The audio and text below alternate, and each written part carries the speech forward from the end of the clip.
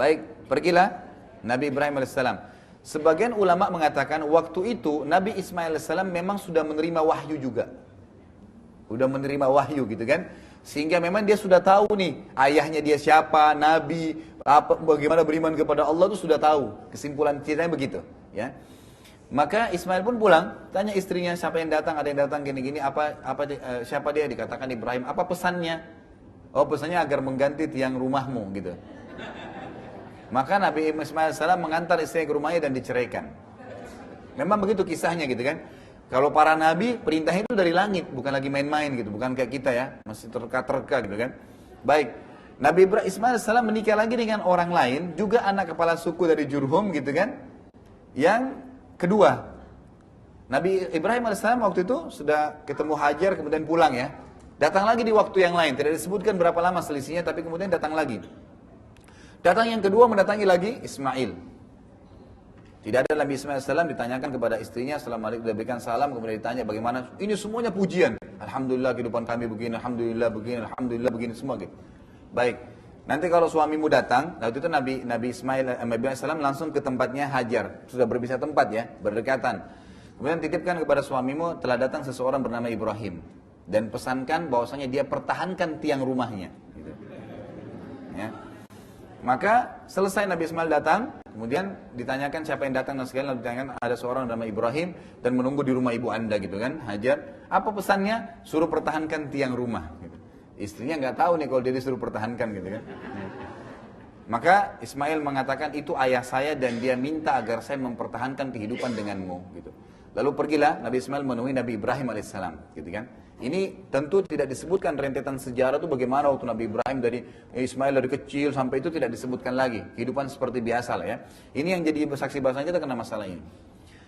Beberapa hari saja bertemu dengan Ismail. Ini baru hitungan hari ketemu. Setelah berapa tahun tidak ketemu gitu kan. Nabi Ibrahim AS sangat sayang ya dengan Ismail. Apalagi memang ada informasi ya dari wahyu langit ini jadi nabi nih. Gitu kan. Ini jadi nabi. Maka Nabi Ibrahim AS sangat senang. Ya. Pada saat ya datang bertemu beberapa hari lalu datang perintah Allah. Apa perintahnya? Menyuruh Nabi Ibrahim menyembelih anaknya. Ini baru aja ketemu beberapa hari setelah berapa tahun gitu kan. Dan anak ini laki-laki kuat dan akan cobakan jadi nabi. Ini cobaannya kok harus disembelih gitu kan. Dan ini Bapak Ibu sekalian perlu Anda tahu, hanya mimpi. Ya. Datangnya mimpi nih, gitu ya. Allah SWT memberikan beritahukan kepada mimpi. Ya. Dan perlu Anda ketahui Nabi Ibrahim alaihissalam dan semua nabi, semua manusia belum pernah bertemu dengan Allah. Itu poin penting. Ya. Jadi kita ini harus menyadari bukan cuma kita yang tidak pernah lihat Allah, para nabi pun tidak lihat Allah Subhanahu Wa Taala. Memang tidak lihat, gitu kan? Nah, makanya di sini waktu datang perintah pun untuk menyembelih anaknya itu cuma mimpi. Melihat ada perintah bahwasanya disuruh sembelih Ismail. Apa yang terjadi? Kita dengarkan kisahnya. Disebutkan dalam Al-Quran. Dalam surah Shafat, urutan 37 ayat 102 sampai 111. Ya, Shafat, urutan 37 ayat 102 sampai 111. Yang bunyinya, A'udzubillahi minasyaitonirrajim. Falamma balagha ma'ahu as-sa'ya qala ya bunayya inni ara fil manami anni adhbahuka fanzur madza tara. Qala ya abati if'al ma tu'mar. Satajiduni insyaallahu minas sabirin. Falamma aslama wa tallahu lil jabin wa nadainahu ayya Ibrahim qad saddaqta ar-ru'ya inna kadzalika najzil muhsinin inna hadza lahuwal bala'ul mubin wa fadainahu bidhibhin 'adzim wa tarakna 'alaihi fil akhirin salamun 'ala Ibrahim kadzalika najzil muhsinin innahu min ibadinal mu'minin. Terjemahannya 102, maka tak kala anak itu sampai pada umur sanggup ya, maksudnya si Ismail berusaha ya bersama-sama dengan ayahnya Ibrahim. Ibrahim berkata, hai anakku ya, sesungguhnya aku melihat dalam mimpi bahwasanya aku menyembelihmu.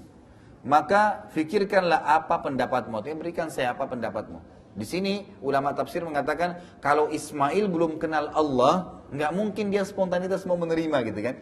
Tapi justru karena dia sudah diterima wahyu, dia juga adalah ternobatkan jadi nabi gitu kan. Maka dia siap, dia tahu gitu. Ia menjawab si Ismail, hai ayahku, ya abati, kerjakanlah apa yang diperintahkan Allah kepadamu. Insya Allah Anda akan mendapati aku ya dalam termasuk orang-orang yang sabar. 103. Tak kala keduanya telah berserah diri, artinya dibawalah Ismail alaihissalam ya di tempat yang ditunjuk oleh Jibril di sebuah gunung itu di sekitar Jamrah di Mina ya. Ya nanti ada Jamrah Aqabah, lempar setan orang bilang ya. Kemudian kecil, sedang, besar gitu. Sebenarnya itu tidak ada setannya ya. Jangan sampai Anda pikir ada setannya gitu. Karena saya pernah Jamrah di situ ada orang, a'udzubillahi minasyaitonir rajim, lempar sendalnya gitu. Ya. Ada yang lempar kayu, ada yang lempar batu besar. Ini dari mana? Kan itu tiang. Kalau lempar sini kan jebol ke sana gitu kan. Nanti yang sana kiri setan yang balas, dibalas lagi kan jadi masalah. Jadi nggak ada sebenarnya, dan itu cuma diambil kerikil kecil, sunnah saja. Karena Nabi Ibrahim alaihissalam pada saat membawa anaknya menuju ke tempat sasaran di Mina itu, yang Allah suruh, itu kan untuk diletakkan ada sebuah batu, itu pada saat ditaruh, setan datang menggoda agar tidak dilaksanakan itu.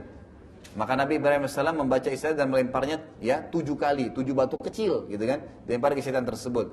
Ini atas perintah Allah, kemudian di tempat yang lempar setan kecil, sedang, besar, kemudian baru di lokasi sekitar situlah ada penyembelihan Nabi Ibrahim, Nabi Ismail alaihissalam.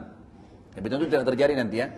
Kata Allah SWT 103, tak kala keduanya telah berserah diri. Nabi Ibrahim sudah akan niat menyembelih anaknya karena perintah Allah. Nabi Ismail sudah nyerahkan dirinya, baik sembelihlah saya kalau memang Allah yang suruh gitu kan.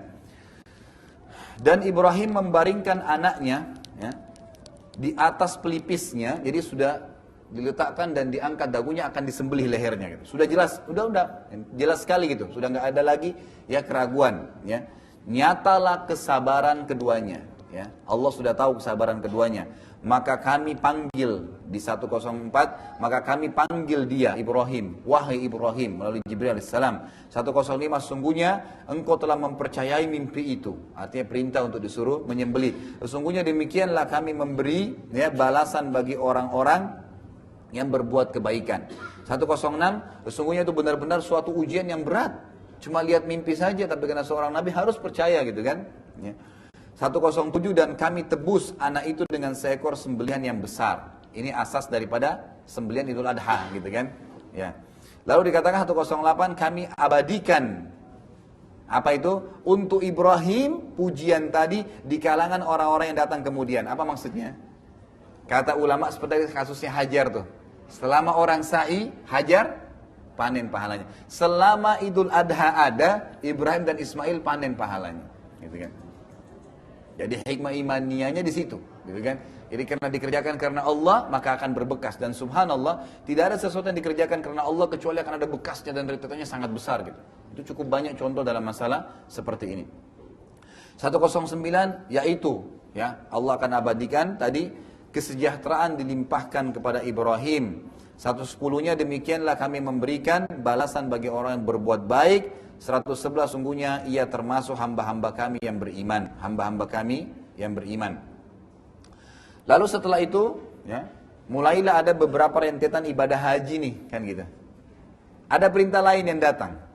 Perintah lain itu adalah menyuruh Allah SWT menyuruh membangun Ka'bah.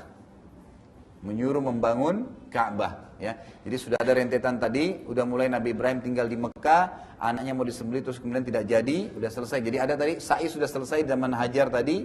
Kemudian ini juga kasusnya persembelihan sudah ada. Tinggal masalah Ka'bah nih, tawaf gitu kan. Maka Allah SWT memerintahkan Nabi Ibrahim alaihissalam untuk membangun ya Ka'bah itu sendiri. Jadi Ka'bah sudah ada asasnya. Lalu Nabi Ibrahim alaihissalam dan Nabi Ismail mulailah membangun Ka'bah itu. Mulai membangun Ka'bah, bekerja sama. Hanya 2 orang saja ya. Jadi di sini kebanyakan mereka berdua saja yang membangun karena perintah wahyu begitu. Dan ini pendapat yang paling rajih. Tidak dilibatkan masyarakat Mekah waktu itu. Jadi mereka berdua aja membangunnya. Meletakkan batu demi batu. Ya di situ tentunya batu pada saat itu sangat sederhana ya. Jadi tanah liat yang dibasahin, kemudian dicetak ya kayak kita dibentuk aja, dikeringkan. Udah, jadi bisa runtuh ya setiap saat. Maka dibuatlah batu-batu seperti itu, kemudian disusunlah. Dan yang kita tahu ada makam Ibrahim, ya, tempat telapak kaki Nabi Ibrahim. Itu bukan apa-apa ya Bapak Ibu sekalian, jangan jadi jahil di sini, ya konsepnya. Karena banyak orang anggap itu sakral lah, ya. dibungkus dengan kubah emas, bisa dipegang-pegang lah, ada berkahnya, itu tidak ada sama sekali. Itu hanya sekedar telapak kaki Nabi Ibrahim. Dalam sirah disebutkan, Nabi Ibrahim alaihissalam waktu sudah membangun Ka'bah, setiap sudah mengatur batanya gitu kan, itu beliau mundur untuk melihat ini sudah stabil belum bangunannya gitu. Hanya itu saja gitu kan. Kenapa dikekalkan oleh Allah Subhanahu wa taala? Karena ketulusannya Nabi Ibrahim. Jadi orang bisa kenang, ini dia dulu kerjain bangun Ka'bah karena Allah yang perintahin gitu kan. Jadi ini ketulusan, maka Allah kekalkan. Salah satu perilaku dikekalkannya, tidak ada orang yang tawaf, umrah atau haji kecuali harus sholat dua rakaat di belakang makam Ibrahim, gitu kan? Itu bagian daripada keharusan, ya, daripada tawaf itu sendiri. Kalau orang haji dan umrah, gitu kan, maka dia harus sholat di belakang. Dan sholat di belakang makam Ibrahim, Bapak Ibu sekalian, tolong ditibratkan ini, tidak harus di belakangnya pas. Sampai ke tempat sa'i di belakang itu tempat sholat 2 rakaat. Jadi jangan ngotot di tempat tawaf sehingga kepalanya diinjak-injak oleh jemaah haji gitu kan. Ya nggak usah dipaksain gitu kan. Jadi pointernya tidak perlu memaksakan hal seperti ini. Jadi cukup saja seperti itu ya. Maka apa yang terjadi ya? Setelah dibangun Ka'bah, selesailah itu, lalu ada wahyu datang kepada Nabi Ibrahim alaihissalam. Perintahkanlah, ya, kumandankanlah agar orang-orang datang mengerjakan haji. Kan gitu. Perintahkanlah agar orang-orang datang mengerjakan haji. Kapan itu mengerjakan haji? Bagaimana rukun-rukun syaratnya? Ada dalam suhuf Ibrahim. Tapi tidak dirincikan dalam riwayat kepada kita. Bagaimana pada saat itu, ya, perilaku apakah sama dengan kita mutlak sekarang atau tidak. Tapi yang jelas sa'i, tawaf gitu kan, di Ka'bah, kemudian jamrah, sembelihan, itu semua bagian daripada ajaran Nabi Ibrahim alaihissalam di zaman itu, syariatnya. Karena Al-Quran datang menyempurnakan syariat-syariat sebelum kita. Ada yang ditarik menjadi hukum kita, ada yang tidak gitu kan. Ada yang sudah terhapus. Maka Nabi Ibrahim AS menjawab ya kepada Jibril, Anna yablugh sauti, bagaimana bisa suaraku ini sampai manggil orang? Karena ini perintah Allah, manggil orang seluruh dunia. Gimana bisa? Suara saya bisa sampai, nggak bisa gitu loh. Maka kata Jibril AS dalam riwayat sahih ini, ya, cukup bagimu ma'alaika lal balagh, cukup bagimu menyampaikan saja. Cari tempat yang tinggi, teriak, ayo haji gitu. Udah, nanti Allah punya tugas nyampein. Gitu kan? Maka Nabi SAW patuh. Naik ke tempat, ada beberapa asal yang mengatakan di Arafah tuh, ya. Dikatakan orang Jabal Rahmah, gitu kan. Naik kemudian ngangkat suaranya dengan keras, gitu kan. Haji gitu. Maka suara Nabi Ibrahim AS dibawa dengan izin Allah SWT ke seluruh pelosok muka bumi ini. Dan semua orang yang hidup pada saat itu datang ke Mekah. Ya. Yang beriman kepada Allah datang ke Mekah untuk haji. Itu Allah SWT ceritakan di dalam surah Al-Hajj. Ayatnya ayat 27. Ya.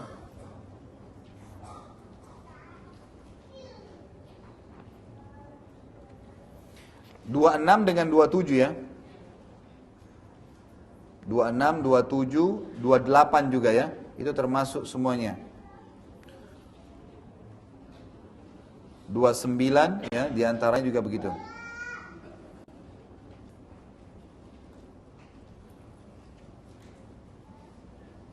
Baik, saya bacakan a'udzubillahi minasyaitonirrajim.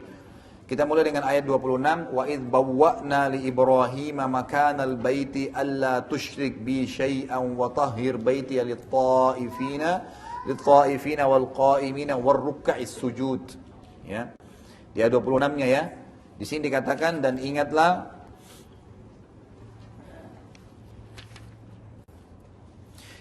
ketika kami tempatkan Ibrahim di tempat Baitillah, atau kami jadikan dia berhasil bangun Ka'bah dan akhirnya dia punya posisi di situ, ya, punya tempat di sekitar situ. Dan kami katakan kepadanya, janganlah engkau menyekutukan aku, hai Ibrahim. Jangan sampai ada kemusyrikan di sini. Ini rumah dibangun Ka'bah hanya sekedar ya tempat agar orang tahu Allah punya rumah, selesai, nggak ada apa-apanya di situ. Ya, tolong Bapak Ibu sekalian, jangan bawa gunting pada saat tawaf, gunting kiswanya Ka'bah. Ya. Nggak ada hubungannya dengan berkah di situ, karena kiswah Ka'bah dibuat oleh kerajaan Saudi untuk memperindah ya Ka'bah itu sendiri. Nanti akan kita masuk dalam kisah kita, perempuan akan datang. Dari mana kisah awalnya kiswah itu? Ya, kainnya Ka'bah. Siapa yang pertama meletakkan di Ka'bah? Itu akan ada kisahnya sampai di zaman Nabi SAW sampai sekarang terjaga gitu kan. Tapi itu tidak ada hubungannya, itu hanya memperindah. Tidak perlu digunting, dibawa pulang, dijadikan jimat. Ya. Sama halnya kalau di Hajar Aswad masuk gitu kan. Bapak-bapak banyak ibu-ibu kalau pas cium, wangi sekali ya, kopiahnya dicabut, digosok-gosok, jilbabnya digosok. Kenapa Pak? Kenapa Bu? Wangi. Ya kerajaan Saudi kasih minyak wangi gitu kan. Nggak ada hubungannya di situ. Makanya Umar bin Khattab mengatakan pada saat melihat Hajar Aswad, beliau mengatakan dengan suara yang keras. Demi Allah, dengan suara keras di musim haji gitu kan. Beliau berdiri karena orangnya tinggi besar. Umar bin Khattab kalau duduk, ya duduk di atas kuda, kakinya sampai di tanah. Gitu kan. Jadi tingginya 2 meteran lebih. Beliau di zaman khilafahnya berdiri di depan Hajar Aswad. Jadi jemaah haji itu pada sampai di dadanya saja gitu kan. Pendek-pendek semua. Jadi beliau berteriak dengan suara keras. Beliau mengatakan, demi Allah, hai Hajar Aswad, Hajar Aswad. Saya tahu kau hanya batu biasa. Kalau bukan saya melihat Rasulullah SAW mencium kau, saya tidak akan menciummu. Artinya Umar ingin berikan pelajaran kepada kita. Perintahnya cium, cukup. Nggak ada gosok-gosok kopi ya gitu kan. Nggak ada gosok-gosok jilbab. Cukup selesai cium karena perintah Allah. Itu aja. Itu cuma batu, simbolik gitu kan. Sebagai simbol. Adanya Ka'bah juga simbolik. Kita tidak sembah Ka'bah kan gitu. Tapi kita sedang melakukan perintah Allah. Kalau perintah Allah sujud ke laut, ya kita ke laut. Ke pohon ya ke pohon. Karena Ka'bah ya Ka'bah gitu kan. Jadi konsepnya jelas, jangan sampai berlebihan gitu kan. Ini perlu dijaga. Sama juga di Masjid Nabawi begitu, di kuburan Nabi SAW ada lubang. Kita kalau musim haji dulu waktu masih mahasiswa disuruh jaga tuh depan kuburan Nabi. Nanti kalau kita lihat ke dalam gitu kan, sebenarnya tidak perlu ngintip sih, ya. Tapi orang banyak fudul ya, mau tahu gitu, lihat. Nanti yang jadi masalah diingatin, ini cuma berikan salam, selesai. Berdoa pun jangan di sini, di sana menghadap kiblat, gitu kan? Jangan di sini. Itu kadang-kadang kalau kita lalai ada yang kirim surat ke Nabi. Loh, Anda mungkin bingung, kok bisa Ustaz? Iya, jadi di lubang itu dilempar kertas gitu. Ada yang kopiahnya digosok-gosok, ada yang macam-macam gitu. Kenapa? Berkah. Siapa yang bilang gitu? Pintu rumah Nabi SAW itu pintu besi dibuat kerajaan Saudi, nggak ada berkahnya gitu. Berkah itu pada saat kita menjalankan perintah beliau, itu berkah gitu kan, meninggalkan larangannya. Bukan dengan besinya. Apa gunanya Anda gosok-gosok kopiah di besi itu, sementara Anda melanggar sunnahnya gitu kan? Tidak boleh. Yang terjadi pada saat selesai musim haji, disapu kuburan Nabi SAW banyak sekali kertas. Bahasa Indonesia, bahasa Urdu, bahasa Afrika, macam-macam. Apa isinya? Istighasah bighairillah, minta tolong kepada selain Allah. Bunyinya, ya Rasulullah sembuhin penyakit saya, ya Rasulullah mudahin jodoh saya, ya Rasulullah begini. Dari mana ajaran ini gitu kan? Nabi SAW mengatakan kepada Abdullah bin Abbas dalam hadis Bukhari, hai anak kecil, kalau kau minta sesuatu hanya minta kepada Allah, selesai, gitu kan? Kalau kau apapun butuhkan, minta kepada Allah. Ya. Dan ingatlah, kalau satu kaum ingin menyusahkanmu dan Allah tidak mau kau ditimpa musibah itu, maka tidak akan menimpamu. Dan kalau seandainya satu kaum mendukung kamu, sementara Allah mau musibah menimpamu, maka pasti kau kena. Gitu kan? Sudah diangkat pulpen dan sudah kering. Gitu kan? Sudah selesai. Takdir sudah tercatatkan semuanya. Konsepnya jelas. Baik, kembali kepada Ka'bah. Lalu dikatakan di ayat 27-nya, wa'adzim finnas. Ya, maaf, belum saya terima tadi. Jangan sekutukan aku apapun dan sucikanlah rumahku ini bagi orang-orang yang tawaf dan orang-orang yang beribadah serta orang-orang yang ruku dan sujud. Artinya ini aja perilakunya nih, ibadah di Ka'bah, nggak ada apa-apa yang lain gitu kan. Baik, ayat 27 dikatakan wa'adzim finnas. Ini saksi bahasan kita. Wa'adzim finnasi bil haji ya'tuka rijalan wa ala kulli dhamiri ya'tika min kulli fajjin amiq. Ini yang kita katakan tadi, suaranya sampai ke seluruh pelosok muka bumi ini. Dan serukanlah kepada manusia untuk mengerjakan haji, niscaya mereka akan datang kepadamu dengan berjalan kaki. Teriak saja, nanti Allah yang sampaikan suara Muhammad Ibrahim. Maka mereka akan datang berjalan kaki atau mengendarai setiap unta yang kurus. Kenapa untanya kurus? Karena terlalu jauh perjalanannya gitu. Ya, ini ulama tafsir mengatakan seperti itu. Mereka datang dari segenap penjuru yang jauh. Seluruh penjuru bumi ini yang beriman kepada Allah datang waktu itu untuk haji. Ayat 28, liyashhadu. Apa gunanya mereka dipanggil haji? Liyashhadu, ya, manafi'a lahum wa yadhkuru ismallahi fi ayyamin ma'lumatin ala ma razaqahum min bahimatil an'am faqulu minha wa at'imul ba'isa al-fakir, ya. Agar mereka menyaksikan berbagai manfaat, ya, untuk mereka dan agar mereka menyebutkan nama Allah. Artinya mereka lihat nih, oh ini ada Ka'bah, rumahnya Allah, begini cara ibadah. Nabi Ibrahim AS mendakwakan apa yang dalam suhufnya kepada manusia pada saat itu gitu kan. Pada beberapa hari yang ditentukan, maksudnya haji, atas rezeki yang diberikan atau Allah berikan kepada mereka berupa hewan ternak, ya, dikurbankan. Maka makanlah sebagian darinya, berarti boleh memakan daging kurban. Tidak harus mau dikasih. Sama dengan akikah, boleh diambil, ya. Tapi ulama mengatakan paling tidak sepertiganya atau maksimal sepertiganya, gitu kan, selebihnya disedekahkan.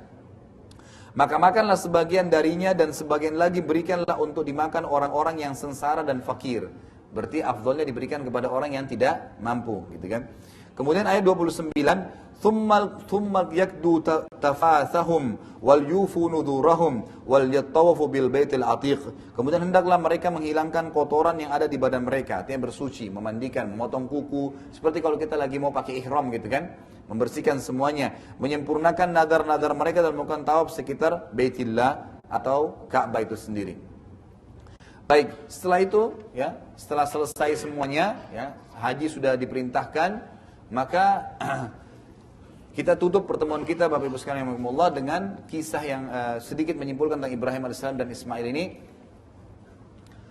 Nabi Ibrahim AS, ya, sempat kembali ke Sarah, gitu kan.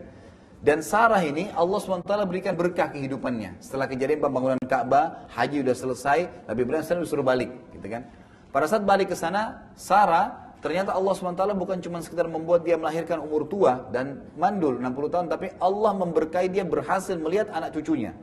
Jadi Ishak akhirnya punya anak lagi namanya Yakub. Ya. Yakub ini nama lainnya Israel. Jadi Israel itu namanya Nabi Yakub sebenarnya, gitu kan? Kalau dikatakan Bani Israel, berarti keturunannya Nabi Yakub. Nabi Yakub. Nah, kenapa dikatakan di sini Nabi Ibrahim sekali lagi adalah bapaknya para nabi? Ternyata setelah Nabi Yakub datang lagi Yusuf, juga keturunan langsung Nabi Ibrahim alaihissalam. Dan kata para ulama, semua nabi-nabi Bani Israel itu kembali kepada Nabi Ibrahim. Daud, Sulaiman, Musa, Isa, gitu kan? Itu semuanya termasuk Yahya, Zakaria, itu semuanya keturunan nabi-nabi Bani Israel. Nah, kita tutup dengan sebuah konsep yang penting. Di dunia ini agama propertes, agama Samawiyah dikenal 3. Ada Yahudi, ada Nasrani, ada Islam. Sebenarnya semua orang yang beriman kepada Allah dikatakan Muslim. Sebenarnya gitu kan? Tapi harus sepenuhnya, harus seutuhnya.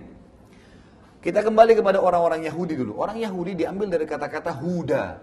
Yahudi artinya taubat. Artinya taubat. Kisahnya itu waktu Nabi Musa alaihissalam pergi menerima wahyu, ya, Taurat selama 40 hari di Tur Sina, gitu kan. Itu ada satu pengikutnya namanya Samiri, membuat patung sapi kan gitu dari emas. Diajak kaumnya untuk beriman untuk menyembah patung itu. Waktu itu Musa alaihissalam meninggalkan saudaranya dari ibunya, gitu kan, ya, saudara kandungnya Harun alaihissalam, nabi juga, gitu kan.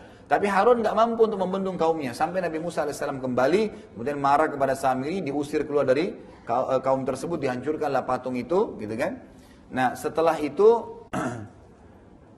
setelah dihancurkan patung tadi, ya, maka Nabi Musa alaihissalam, ya, lalu memerintahkan, ya, Bani Israel untuk bertobat kepada Allah Subhanahu wa taala. Maka mereka semua mengatakan inna hudna ilaik. Kami semua bertaubat kepada Allah. Kata-kata hudna, huda, itu adalah akar kata Yahudi. Jadi Yahudi sebenarnya artinya bertaubat.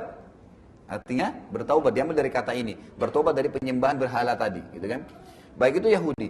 Semua yang beriman kepada Nabi Musa, di zaman Nabi Musa, sebelum Musa meninggal, gitu kan. Sebelum datang Nabi setelahnya, yaitu Isa alaihissalam, dari Nabi Bani Israel. Semua dari Bani Israel yang beriman kepada Musa dikatakan Muslim.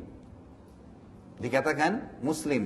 Bahkan Allah mengatakan dalam Al-Quran, yang menyebutkan kata-kata Islam pertama adalah Ibrahim alaihissalam. Huwa sammakum muslimin, kata Allah. Ibrahim yang memberikan nama kalian orang-orang yang beriman atau berislam, menyerahkan diri kepada Allah. Setelah Nabi Isa alaihissalam datang, maka siapapun yang hidup zaman itu dari Bani Israel saja, kan gitu. Dari Bani Israel, karena ini adalah nabi-nabi Bani Israel. Sebenarnya sudah banyak dari keturunan Nabi Yakub alaihissalam. Yang tidak beriman kepada Isa dikatakan kafir, walaupun pengikutnya Nabi Musa. Kenapa? Dan dikatakan lagi dia Muslim, karena memang dia menolak Nabi yang diutus oleh Allah setelahnya. Kita harus beriman kepada itu juga, gitu kan? Tapi yang hidup di zaman itu. Maka semua yang beriman kepada Nabi Isa dan nabi-nabi sebelumnya, Musa dan seterusnya, gitu kan, Tapi menjalankan syariat Nabi yang terakhir, yaitu Isa alaihissalam dalam Injil, tidak menjalankan lagi Taurat, karena ini konseptualnya sudah datang Nabi Isa alaihissalam, dikatakan Muslim. Yang tidak beriman pada Nabi Isa dikatakan kafir. Makanya Nasrani mengatakan Yahudi kafir. Ini terjadi terus sampai datangnya Nabi Muhammad alaihissalatu wassalam. Semua pengikut Nabi-Nabi, karena Nabi Isa itu hidup di zaman dengan Nabi Zakaria, Nabi Yahya, beda lokasi dakwah. Kan gitu. Nabi Musa sezaman dengan Nabi Shu'aib, berbeda lokasi, tapi Nabi, dakwanya masing-masing gitu kan. Jadi lokasinya saja, di lokasi dia wajib beriman gitu kan. Waktu Nabi Muhammad SAW datang, semua Nabi-Nabi, Isa kan sezaman dengan Zakaria dan Yahya, ada hukum-hukum masing-masing gitu kan. Itu semuanya dihapus dengan datangnya Nabi Muhammad SAW, karena beliau diutus untuk semua umat manusia. Nah, yang beriman kepada Nabi Muhammad SAW dan Nabi sebelumnya dikatakan Muslim. Makanya kita dikatakan Muslim, itu sebabnya. Dan kita tidak mengatakan Nasrani Muslim lagi, karena mereka masih menolak satu Nabi, gitu kan. Penolakan ini membuat mereka tidak dikatakan Muslim, padahal sebenarnya Muslim juga, gitu kan. Padahal sebenarnya Muslim. Nah, kalau kita kembali kepada alasan, kenapa orang Yahudi nggak mau beriman? Alasannya sangat konyol, Bapak Ibu sekalian. Rahimakumullah. Kenapa saya katakan konyol? Karena mereka mengatakan kami tidak mau beriman kepada Muhammad dengan alasan fanatisme keturunan. Mereka mengatakan kami dari keturunannya Yakub. Tadi Israel, Ishak, ibunya Ishak siapa? Sarah. Sarah itu dulu tuan. Nabi Muhammad SAW lahir dari mana? Jalurnya Nabi Ismail. Ibunya Ismail siapa? Hajar. Bekas budak. Hanya itu saja. Jadi hanya mengatakan Muhammad itu dari turunan budak gitu loh. Padahal itu konyol gitu kan, tidak ada sesuatu yang harus mendesak seperti itu gitu kan. Apalagi waktu dinikahi Hajar alaihissalam oleh Nabi Ibrahim itu dimerdekakan, bukan dinikahi, jadi tidak lagi terbudakan di situ, kan gitu. Jadi hanya itu alasannya mereka tidak beriman. Makanya Ibnu Abbas mengatakan tafsir Al-Fatihah ghairil maghdubi alaihim, bukan orang yang kemurkahi adalah Yahudi. Allah murka karena mereka tahu kebenaran, tapi mereka nggak mau imani, hanya karena fanatisme konyol gitu. Kalau dhalin, orang-orang sesat adalah Nasrani. Kenapa sesat? Mereka mau beribadah, mau menyebarkan agama, tapi jahil, tidak tahu gitu loh. Mereka tidak ngerti. Inilah tafsirnya. Ini yang kita bisa sampaikan. Semua bermanfaat insyaAllah. Pertemuan kadang kita akan lanjutkan lagi dengan poin-poin yang lain. Dan mudah-mudahan Allah SWT masih memberkahi ya pertemuan kita dan memberkahi juga pertemuan yang sekarang. Dan memberikan kesempatan kepada kita untuk ya menjalankan atau mengaplikasikan apa yang telah kita pelajari. Fadhal. Kemudian sahabat Alisa Rahimahullah, jika mungkin ada pertanyaan, persilakan dua penanya dari bapak semuanya.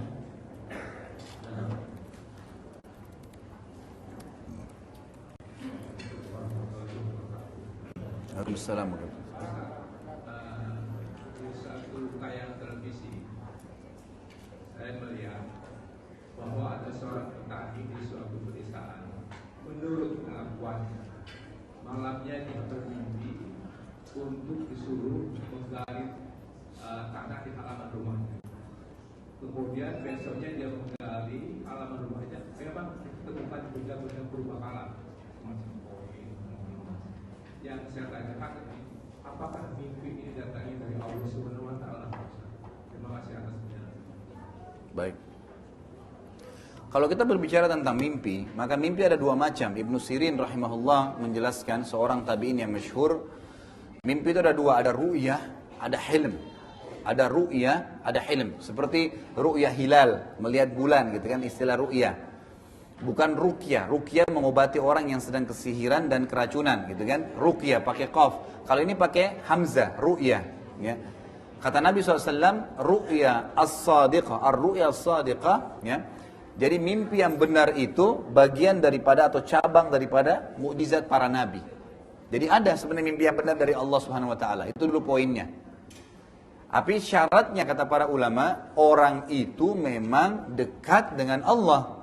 Sehingga memang betul-betul dalam konsep yang benar ya. Sesuai Al-Quran dan Sunnah, memang wahyu. Maka dia bisa mimpi. Misalnya dia mau haji tahun ini, dia mimpi. Dia pakai ihram misalnya. Dia mimpi melihat Ka'bah. Ya, ternyata akhirnya dia pergi haji tahun itu. Allah mudahin. Itu contoh. Ada kerabatnya mau datang, mungkin dia lihat. Memang benar terjadi. Kan gitu. Jadi itu konsepnya bisa terjadi. Namanya ru'yah as-sadiqah. Itu ada. Itu benar. selama orang itu memang benar-benar di jalan Allah Subhanahu wa taala. Sama halnya ulama bilang kalau ahli maksiat tapi memang dia ahli tauhid, dia memang mengisahkan Allah, cuma dia pernah bermaksiat lalu dia mau bertaubat kepada Allah atau Allah ingin dia bertaubat, Allah mimpikan dia masuk ke neraka, gitu kan. Itu memang dasarnya karena orang-orang ini Allah SWT ingin berikan petunjuk gitu, karena memang dia punya backnya itu ya, ada asasnya dia beriman kepada Allah dan benar memang jalan Al-Quran dan Sunnah. Ada hilm dari syaitan. Hilm ini dari syaitan. Ini konsepnya segala sesuatu yang membuat atau keluar daripada koridor ya, yang tidak diinginkan oleh Allah. Tentunya ada bahasan sendiri. Anda boleh kembali kepada kamus mimpi, bahasa Indonesia begitu ya. Kamus takwil mimpi tulisan Ibnu Sirin. Itu beliau sebutkan di situ cara membedakan antara ru'ya dengan hilm adalah ketakwaan kepada Allah dan kemaksiatan seseorang, gitu kan. Kalau orang itu memang sering ke dukun, sering memang berbuat amal-amal yang melanggar hukum Allah SWT, maka yang sering datang hilm. Di antara contoh hilm pelanggaran misalnya ada orang disunnahkan tidur balik sisi kanan oleh Nabi SAW. Hendak dia tidurnya tengkurap misalnya. Maka itu akan mimpi yang tidak nyaman pastinya.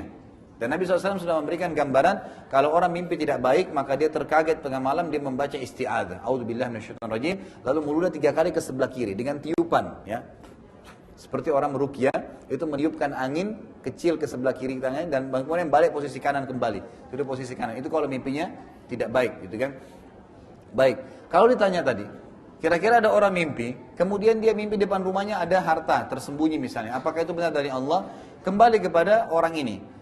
Kata ulama ini pekah sekali membedakan. Kalau dia adalah orang yang memang beribadah kepada Allah Azza wa Jalla, kita tidak tahu bentuk ibadahnya kepada Allah. Tapi mungkin memang dia jaga sholat malamnya, memang dia suka membantu orang, dia sabar dalam cobaan kehidupannya, gitu kan. Tidak ada pelanggaran syirik, bukan orang yang biasa pergi ke kuburan, menggunakan jimat. Maka itu berarti memang dari Allah Subhanahu wa Ta'ala. Allah yang memberikan kepadanya rezeki. Tapi kalau orang ini ahli maksiat, kemudian tiba-tiba dia mendapatkan itu, bukan mustahil kata para ulama, itu cara syaitan agar dia nanti lebih membuat kekufuran ya. Sebagaimana kata Nabi SAW dalam sebuah hadis yang sahih, kalau seandainya engkau melihat ya nikmat berlimpah pada seorang hamba sementara dia bermaksiat, maka ketahuilah dan sadari itu adalah tadarruj, tahapan azab yang Allah sedang turunkan kepadanya gitu. Sama halnya cukup banyak syaitan ya. Jadi syaitan itu bukan cuma menggoda Anda jangan berzina atau suruh berzina, jangan sholat, tidak.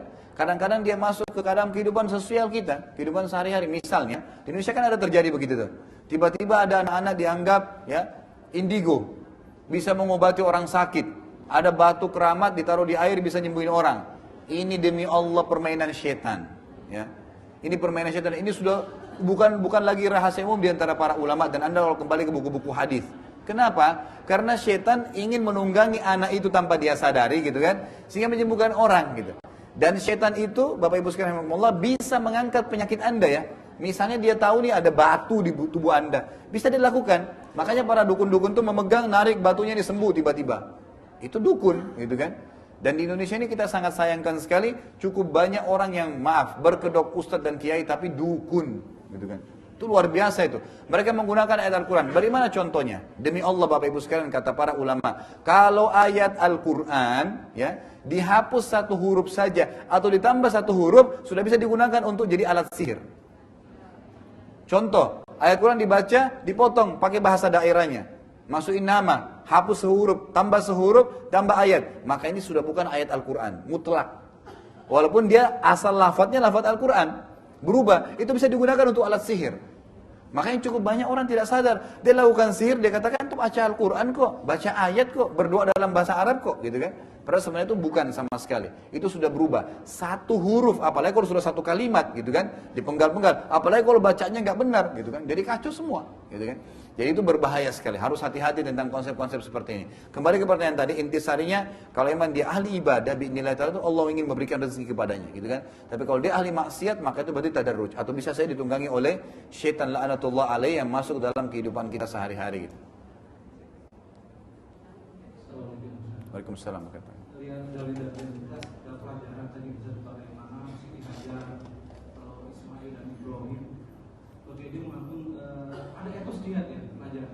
Jadi menegakkan dini ajaran Alkitab itu dalam dirinya dan di luar dirinya. Nah, artinya ada ahlul karimah dari mereka itu. Ahlul karimah itu ada ahlul minallah, ahlul minanas.